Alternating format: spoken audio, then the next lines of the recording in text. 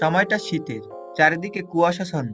মনে হবে যেন একটা চাদর দিয়ে পুরো গ্রামটা ঢেকে রেখেছে কেউ। আগের বছরের থেকে এবছরের শীতটা যেন বেশিই পড়েছে। আগের বছর গ্রামে যে কত মজাই না করেছি। তাই ভাবছি এবছর শীতটা একটু কমলে গ্রামের বাড়িতে যাব। তো আমার পরিচয় দেই, আমি সিয়াম। আমার গ্রামের বাড়ি বসন্তপুর গ্রামে। দেখতে দেখতে কিছুদিনের মধ্যে শীতের আমেজ কমে আসলো। অনেক ভালো লাগছে, কারণ এবার আমি গ্রামের বাড়িতে যেতে পারবো। পরের দিন বিকালে ব্যাগ গুছিয়ে রওনা দিলাম বাসা থেকে। কারণ বসন্তপুরের একটাই ট্রেন, সেটা আবার সন্ধ্যা 7টায় ছাড়ে।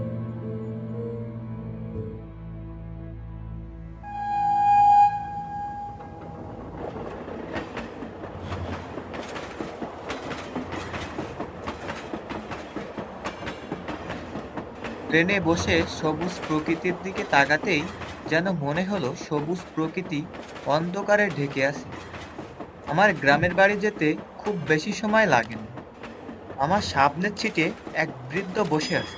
তার বয়স আনুমানিক 60-65 হবে। মোটামুটি বয়স্ক হওয়ায় আমি তাকে জিজ্ঞেস করলাম, কিছু বলবেন দাদা? সে কিছু না বলে অদ্ভুতভাবে তাকিয়ে আছে আমার দিকে। আমি তেমন পাত্তা দিলাম না।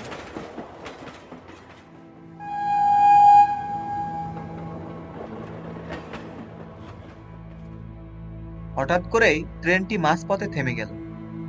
সাথে সাথে বৃদ্ধ লোকটি তার জায়গা থেকে উঠে বেরিয়ে পড়ল। আমি খেয়াল করে দেখলাম সাদা কাগজে চিঠির মতো একটা কিছু পড়ে আছে তার ছিটে। আমি সেই কাগজটি বৃদ্ধকে দেওয়ার জন্য ট্রেন থেকে নামতেই দেখি বৃদ্ধ নেই। বৃদ্ধকে খোঁজার থেকে ট্রেন কি কারণে মাঝপথে থামলো এটা জানার আগ্রহ আমার বেশি ছিল। আমি প্রথমে একটু অবাক হয়েছিলাম, কিন্তু পরে জানতে পারলাম ট্রেন লাইন কেটে রেখেছে দুর্বৃত্তরা। ট্রেন লাইন ঠিক করতে বহু সময় লাগবে। তাই আমি একটা গাড়ি নিয়ে বেরিয়ে পড়লাম গ্রামের উদ্দেশ্যে।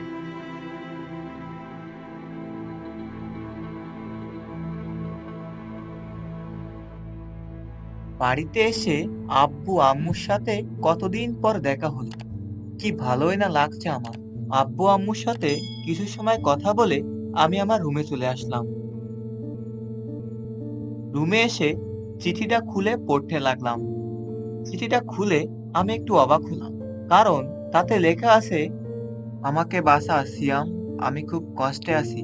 সে আমার নাম জানলো কি করে, এটাই আমার মাথা ঢুকছিল না। হঠাৎ করেই সেখানে আব্বু এসে উপস্থিত হলো এবং আব্বু বলতে লাগলেন, কিরে, পড়াশোনা তো শেষ, কি করবি, কিছু ঠিক করলি? চাকরির ইন্টারভিউ দেব 2 মাস পরে, দেখি কি হয়। আব্বু বললেন, তাহলে তুই এই 2 মাস আমার কোচিং সেন্টারে ইংলিশ টিচার হিসেবে থাক, কি বলিস? আগেই বলে রাখি, আব্বু বাংলায় অনার্স মাস্টার্স কমপ্লিট করেছেন, আর আমি ইংলিশে। তাই আমি আর না করতে পারলাম না। ঠিক আছে আব্বু, তাই হবে। কাল থেকে ইংলিশ পড়াতে হবে কোচিং সেন্টারে, যেটা আমাদের গ্রামের বাড়ি থেকে 2 কিলোমিটার দূরে। সকাল 6টা থেকে কোচিং শুরু হবে, তাই তাড়াতাড়ি খেয়ে ঘুমিয়ে পড়লাম।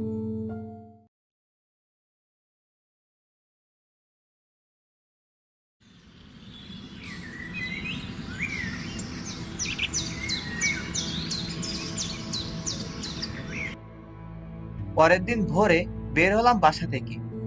আমার বাড়ির পাশে এক ছাত্র ছিল, তার সাথে যেতাম। প্রথম দিনটা এভাবে ভালোই কাটলো আমার, কিন্তু পরের দিনগুলো ছিল মর্মান্তিক। একদিন আমি আর আমার ছাত্র হাঁটছি। কোচিং এ যেতে হলে একটা বাঁশবাগান পার হয়ে যেতে হয়।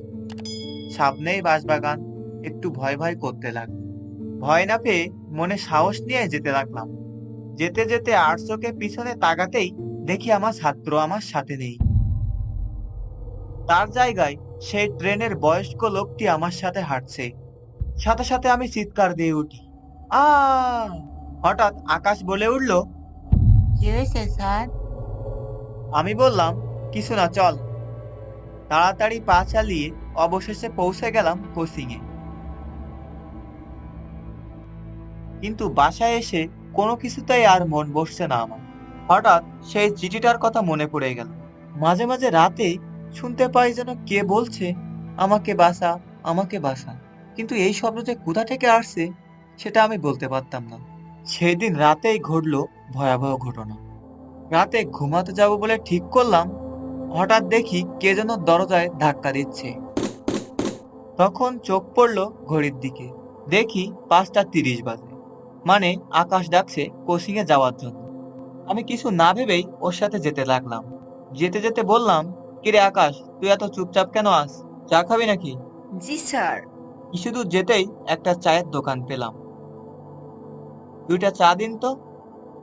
লোকটার শরীর চাদর দিয়ে ঢাকা। আমি অনিককে বললাম, এই দোকানটা চিনিস? না স্যার, আমি চিনি না। আমি একটু অবাক হলাম। সামনে তাকাতেই দেখি লোকটা আমার পাশে দাঁড়িয়ে, চাদর সরিয়ে ফেলেছে সে। তার চেহারা হুবাহু সেই ট্রেনের বৃদ্ধের মতো। তার গা দিয়ে রক্ত পড়তে লাগলো। এই দৃশ্য দেখে আমি জ্ঞান হারিয়ে ফেলি। সকালবেলা লোকজন আমাকে পায় এক জঙ্গলের পাশে। সেখানে খুব নির্জন। আমার সাথে আমার ছাত্র আকাশও ছিল না। আমার আব্বু আমাকে বলতে লাগলো, তুই এখানে কি করে আসলি?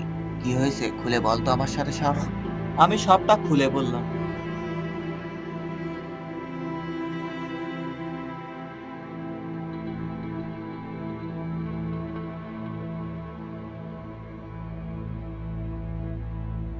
সব শুনে আব্বু আমাকে বলল, আজ তো শুক্রবার, কোচিং বন্ধ, তুই কি করে এখানে আসলি? আব্বুর কথা শুনে কি বলবো কিছুই বুঝতে পারছিলাম না। সেদিন এক সাধু বাবার কাছে নিয়ে যাওয়া হয় আমাকে। তার কাছে গিয়ে সবটা খুলে বলি আমি। সব শুনে তিনি মনে মনে মন্ত্র পড়তে শুরু করলেন এবং কিছু সময় পরে বললেন, উনি তোমার দাদা ছিলেন, যে তোমার জন্মের আগেই মারা গেছেন। কেউ তোমার দাদাকে কুপিয়ে নির্মমভাবে হত্যা করেছিল। আর ট্রেনে তোমার সাথে যে বসেই ছিল সে তোমার দাদাই ছিল। আর তোমাকে মাঝ রাস্তায় নামিয়ে দেওয়ার কারণ ছিল ট্রেনটা সামনে মারাত্মকভাবে অ্যাক্সিডেন্ট করত। তোমাকে বাঁচানোর জন্যই তোমার দাদা তোমাকে ট্রেন থেকে নামিয়ে দিয়েছিল। তোমার দাদা তোমাকে কোনো ক্ষতি করবে না। সে তোমাকে কিছু বলতে চায়।